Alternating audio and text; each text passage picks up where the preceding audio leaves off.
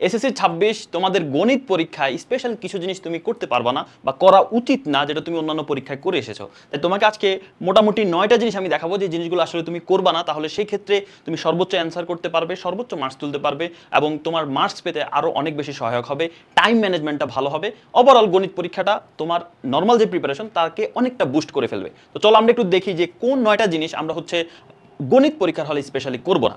তো কথা না বাড়িয়ে আমরা শুরু করে দিই। দেখো এখানে প্রথমে 1 নম্বর, যেটা তোমরা জানো যে এসএসসি 26 তোমরা পরিসংখ্যান উত্তর করতে পারবে দুইটি মানে উত্তর তোমরা চাইলে করতে পারো 20 মার্ক এখানে। তো দেখো অনেকে শুরুতেই পরিসংখ্যান, অনেকে আছে না যার কেউ নাই তার পরিসংখ্যান আছে, এরকম ভাবে অনেকে পড়ালেখা করে, একদম পরিসংখ্যান থেকে সবকিছু হিসাব নিকাশ শুরু করবে। ঠিক আছে, পরিসংখ্যান পড়া ভালো, অবশ্যই তোমার কমন আসলে তো অ্যান্সার করতে পারবা, কিন্তু আমি সাজেস্ট করবো শুরুতেই পরিসংখ্যান উত্তরটা তুমি দিবা না। কারণ পরিসংখ্যানের হিসাব নিকাশে একটু ভুল হয়ে গেলে দেখবে এটা অনেক সময় নিয়ে ফেলে তোমার। অনেক সময় দেখো তোমার একটা অ্যান্সার আসছে, তোমার বন্ধুরা আরেকটা অন্যরকম অ্যান্সার আসছে, তখন তোমার মাথা নষ্ট হয়ে যাবে, তখন তুমি হিসাব মিলাতে থাকবে, দেখবে অ্যান্সার মিলতেছে না, অ্যান্সার না মিলার পরে ওটা নিয়েই বসে আছো। এবং দেন এক পর্যায়ে যদি তুমি অ্যান্সার না মিলাতে পারো, তোমার বাকি যে সৃজনশীলগুলো এখনো রয়ে গেল 4টা বা অন্যান্য যে প্রশ্নগুলো আছে সেগুলোর উপর কিন্তু খুবই বাজে ইফেক্ট পড়বে। তাই যেহেতু এটাতে অনেক হিসাব নিকাশ আছে, একটু সময় সাপেক্ষ ব্যাপার, অ্যান্সার অবশ্যই করবা কিন্তু শুরুতে করবা না পরিসংখ্যান, এটা তুমি মনে রাখবা। দ্বিতীয়ত, তাহলে কোনটা দিয়ে আমি শুরু করব? নর্মালি আমরা জানি যে এটা ভালো পারি সেটা দিয়ে শুরু করবে। এখন যদি এমন হয় যে তোমার ভালো পারো বা একটাই কমন পড়ছে বা দুইটাই কমন পড়ছে, দুইটাই পরিসংখ্যান থেকে, তাহলে তো আর কিছু বলার থাকে না। কিন্তু আমি আশা করি এরকম হবে না, আমি দোয়া করি অবশ্যই সব বিভাগ থেকে তোমার মানে দখলদারিত্ব থাকবে, একটা না একটা প্রশ্ন খুব ভালোভাবে পারো। তো সেক্ষেত্রে তুমি সবার আগে অ্যান্সার করার চেষ্টা করবা বীজগণিত থেকে। ঠিক আছে, বীজগণিত থেকে তুমি বা ত্রিকোণমিতি পরিমিতি থেকে অ্যান্সার করার চেষ্টা করবা আগে। বীজগণিত অথবা ত্রিকোণমিতি পরিমিতি বিভাগ থেকে যে প্রশ্নটা তুমি ভালো পারো সেটা আগে অ্যান্সার করার চেষ্টা করবা। মনে করো আগে বীজগণিত করলা, তারপরে ত্রিকোণমিতি পরিমিতি থেকে যেটা পারো সেটা ভালো করে দিলা তুমি। ঠিক আছে, এটা যেন মাথায় থাকে, বা আগে ত্রিকোণমিতি পরিমিতি দিলা, তারপর বীজগণিত দিলা। এরপরে চেষ্টা করবা উপপাদ্য সম্পাদ্যের থেকে তুমি অ্যান্সার করা। ঠিক আছে, এখানেও চিত্র রাখতে হয়, অনেক সময় সময় সাপেক্ষ ব্যাপার হয়ে যায়, চিত্র মিলানো সম্পাদ্যের ক্ষেত্রে আবার মুছে আবার লেখা। তো সেই ক্ষেত্রে তুমি সম্পাদ্যটাকে পরবর্তীতে প্রায়োরিটি দিবা, উপপাদ্য বা সম্পাদ্য। এরপরে গিয়ে তুমি পরিসংখ্যান অ্যান্সার করবা। অর্থাৎ আমার সাজেশন থাকবে তুমি অবশ্যই পরিসংখ্যান সবার শেষে অ্যান্সার করবা। আর যদি এমন হয় যে না ভাই আমি দুইটা সৃজনশীল পারি, বীজগণিত থেকে একটা পারি আর সম্পাদ্য থেকে একটা পারি, এখন তুমি এই জন্য এরপর একটা ত্রিকোণমিতি নিয়ে পড়ে থাকো না, কারণ তুমি ত্রিকোণমিতি থেকে পারতেছো না, পরিমিতি থেকে পারতেছো না, তাহলে তখন তোমাকে কি করতে হবে? পরিসংখ্যানে যেতে হবে। এখন আমি বলতেছি যদি তোমার সব বিভাগ থেকে কমন পড়ে, তোমার ভালো প্রিপারেশন থাকে, তাহলে সেই ক্ষেত্রে এই সিরিয়াল ওয়াইজ তুমি হচ্ছে অ্যান্সার করার চেষ্টা করবা। এরপরে পরিসংখ্যান থেকে চেষ্টা করবা একটা সৃজনশীল উত্তর দেওয়া। দেখো ভালো স্টুডেন্টরা কিন্তু পরিসংখ্যান থেকে একটা সৃজনশীলের উত্তর দিবে। তো কেন? কারণ হচ্ছে পরিসংখ্যান অনেক সময় সাপেক্ষ ব্যাপার যেহেতু, তাই পরিসংখ্যান থেকে একটা সৃজনশীলের উত্তর দেওয়াটাই উত্তম কাজ। এখন মনে করো তোমার বীজগণিত থেকে দুইটা কমন পড়ছে, তাহলে তুমি বীজগণিত থেকে দুইটা দাও, বা ত্রিকোণমিতি পরিমিতি থেকে ওইখানে দুইটা কমন পড়ছে, তাহলে ওইখান থেকে দুইটা দাও, পরিসংখ্যান থেকে দুইটা দিতে যেও না। কারণ আমাদের যে সিলেবাসটা বা হচ্ছে আমাদের যে প্রশ্নের উত্তর দিতে হবে সেটা হচ্ছে প্রত্যেক বিভাগ থেকে একটা, আরেকটা যে কোনো বিভাগ থেকে। এখন সেটা তুমি পরিসংখ্যান দিতে পারো, উপপাদ্য সম্পাদ্য থেকে দিতে পারো, অথবা তুমি ত্রিকোণমিতি পরিমিতি থেকে দিতে পারো, বীজগণিত থেকে দিতে পারো। এখন যদি পরিসংখ্যান ছাড়াও অন্য কোনো বিভাগ থেকে তোমার দুইটাই কমন থাকে, তাহলে সেটা দেওয়ার চেষ্টা করো, কারণ সেই ক্ষেত্রে তোমার সময় অনেক বেঁচে যাবে। আর আরেকটা জিনিস মনে রাখবে, পরিসংখ্যানে যে প্রশ্নের উত্তর দিবে, যদি একটা প্রশ্নের উত্তর দাও, এমন হতে পারে পরিসংখ্যানে একটা প্রশ্ন টেবিল দিয়ে আসছে, আরেকটা প্রশ্ন কিন্তু টেবিল দিয়ে আসে নাই, অনেকগুলো উপাত্ত 50টা উপাত্ত দিয়ে আসছে, তখন সেটা কিন্তু করার চেষ্টা করো না। ঠিক আছে, যেগুলো অনেকগুলো উপাত্ত দিয়ে আসে সেটা করার চেষ্টা, কারণ ওটাতে অনেক বেশি সময় নেয়, আবার ভুল হওয়ার চান্স অনেক বেশি থাকে, আর একটা ভুল হইলেই বাকি যতগুলো ম্যাথ করবা সব ভুল হয়ে যাচ্ছে, মানে অ্যান্সার মিলতেছে না কারোর সাথে কারো। তো এই জন্য যেটা টেবিল আকারে দেওয়া থাকবে ওই প্রশ্নটার উত্তর দিবে, আর যেগুলো হচ্ছে অনেকগুলো উপাত্ত দেওয়া থাকবে সেটা অ্যান্সার করার চেষ্টা করুন। এখন যাদের আর কিছু থাকবে না যে আমার পরিসংখ্যান থেকে দুইটাই করতে হবে ভাই, অন্য কিছু থেকে কমন পড়া নাই, তাহলে তো তাদের জন্য আলাদা হিসাব, তারা উপাত্ত থাকলেও দিতে হবে। কিন্তু তোমার যদি একটাই উত্তর দিতে হয় পরিসংখ্যান থেকে, তাহলে সেক্ষেত্রে অবশ্যই যেটা টেবিল দেওয়া আছে এবং ওটার যদি খ গ ক খ গ তোমার ভালো কমন থাকে, তাহলে সেটাই অ্যান্সার করার চেষ্টা করবা, এটাই বুদ্ধিমানের কাজ হবে। ঠিক আছে, ওকে। এবার আসো 5 নম্বরে তুমি যে কাজ করবা, এটা খুবই গুরুত্বপূর্ণ, অনেকের একদম পুরা একটা বছর নষ্ট করে দেয় এই এমসিকিউর হিসাব নিকাশে। কি করে? ম্যাথ করার টাইমে সেই হচ্ছে প্রত্যেকটা এমসিকিউ আগে সে সুন্দরভাবে হচ্ছে অ্যান্সার করে ফেলে, মানে হচ্ছে রাফ করে ফেলে, উত্তর বের করে ফেলে, কিন্তু অ্যান্সার শিটে দাগায় না। পরবর্তীতে কি করে? প্রশ্নের সাথে মিলায়, 1-এর খ, 2-এর গ, 3-এর ক, 4-এর ঘ, এভাবে দাগাইতে থাকে।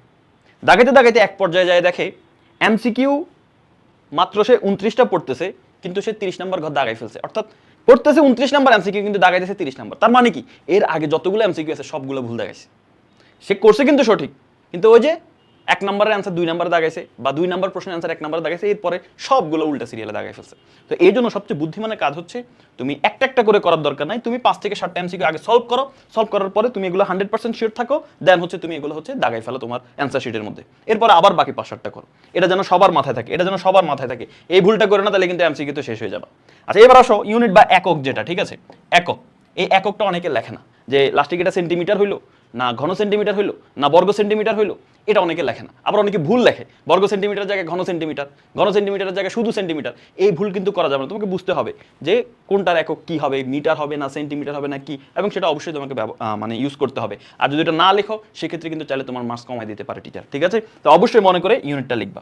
আর টাইম ম্যানেজমেন্ট তোমাকে একটু ভালোভাবে করতে হবে। মনে করো তুমি বিশেষ করে এমসিকিউর ক্ষেত্রে একটা প্রশ্ন একটু তোমার মনে হচ্ছে তুমি পারবা, কিন্তু অনেক সময় লেগে যাচ্ছে, তুমি দেখতেছো 1 মিনিটে সলভ হচ্ছে না, তাহলে তুমি এটাকে আপাতত স্কিপ রাখো, তুমি পরবর্তী, বা তুমি কোনো একটা এমসিকিউ দেখতেছো যে এটা আমি পারবো কিন্তু এটাতে আমার সময় লাগবে, এটা তুমি বুঝতে পারতেছো যে আমার সময় লাগবে, তুমি ওই এমসিকিউটা অ্যান্সার করার দরকার নাই, তখন তুমি স্কিপ করে সামনের দিকে চলে যাও, এরপরে সেই এমসিকিউ করবা, যখন আর অন্য কোনোটা তোমার কমন থাকবে না তখন এসে ওটা তুমি সমাধান করার চেষ্টা করবা।